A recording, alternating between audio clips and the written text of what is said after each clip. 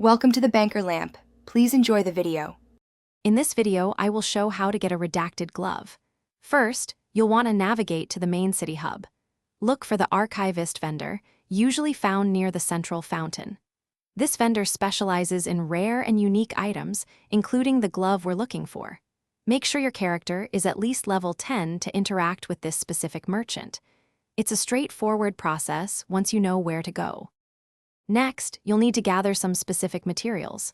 The archivist requires 15 encrypted data fragments to trade for the glove. You can acquire these by completing daily faction quests, which offer a 75% chance of dropping a fragment. Alternatively, if you're short on time, you can buy them from the in-game market for 10 credits per fragment.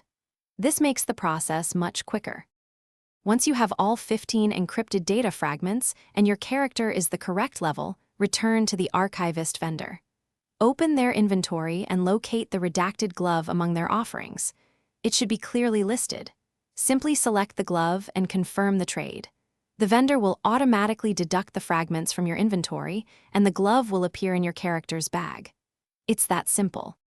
Finally, with the redacted glove now in your possession, open your character's inventory.